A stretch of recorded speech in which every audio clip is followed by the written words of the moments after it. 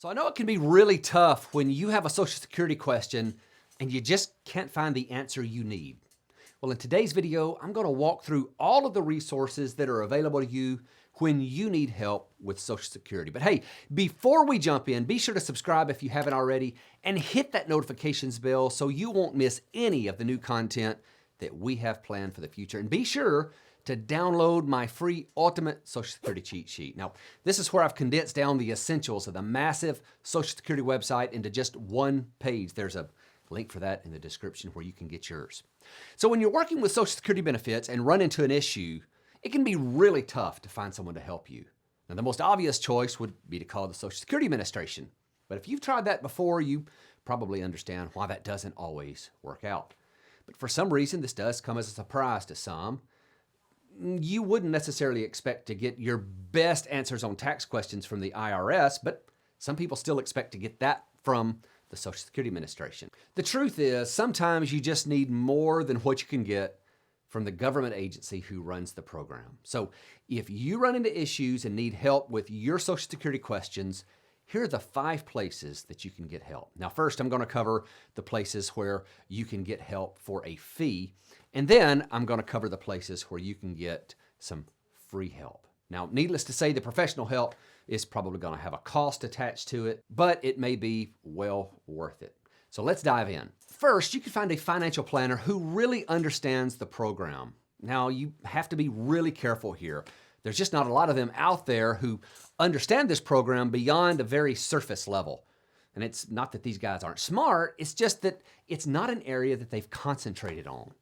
The prevailing thought that's kept a majority of this industry from getting educated in this topic is, if a client is really worried about Social Security, they probably don't have much money. I can't tell you how many times I've heard that.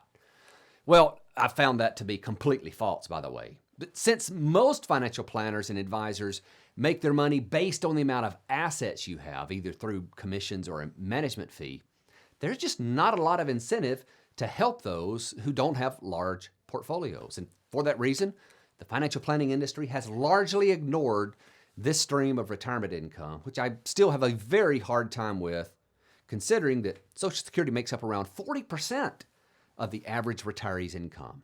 But there are some financial planners who do understand this. You just have to know how to find them.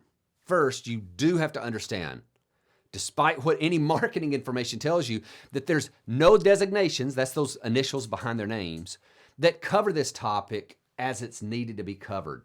You can't just go out and look for a CFP or RICP or one of the other 200 plus designations that financial advisors use.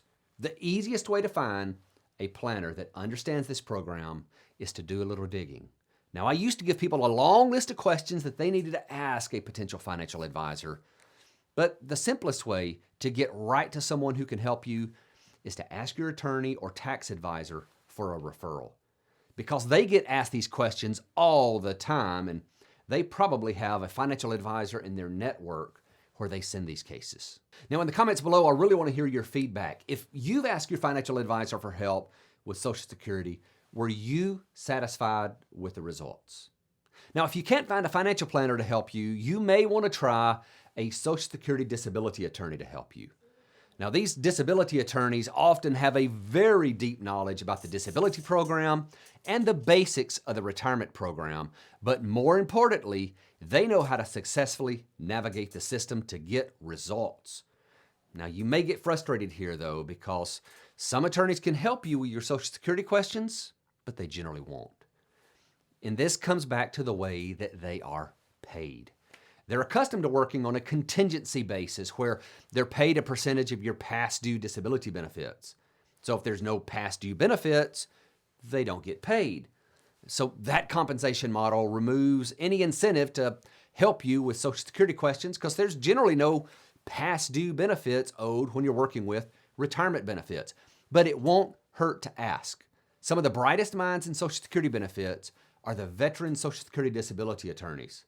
So you may want to ask them if they'll take your case on an hourly basis instead of the contingency fee that they are accustomed to receiving. The third option for hiring professional help is me. Now, listen, I'm not cheap. My fee has increased as the demands on my time has increased, and I've actually gone through 2 periods where I've stopped doing consulting altogether But there are still some who want my help, and as long as I have time to help, I want to keep helping.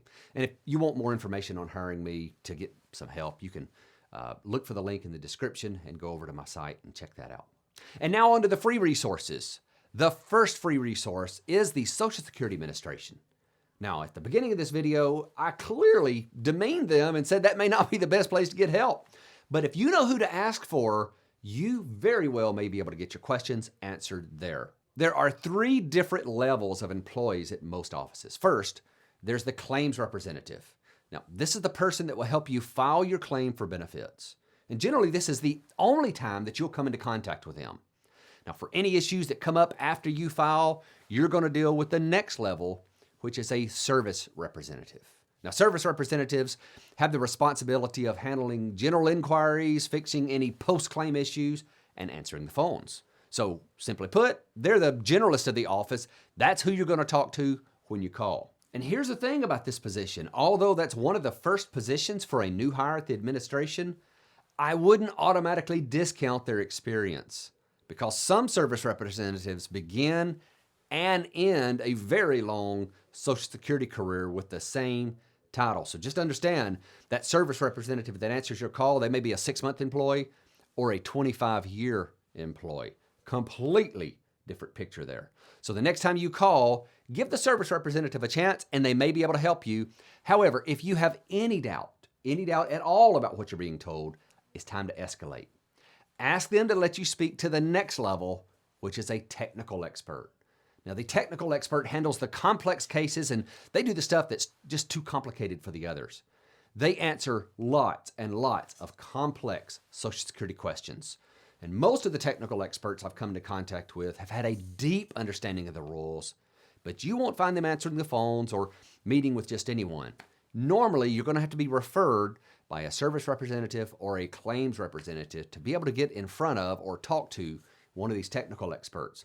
So you're going to have to work your way through the system a little bit to get to them, but the first step is to call a Social Security office.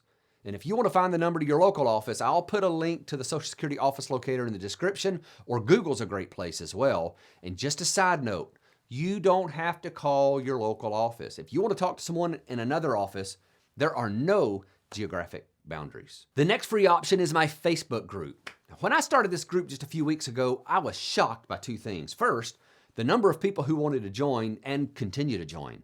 As of this recording, we are right at 3,000 members and still growing rapidly.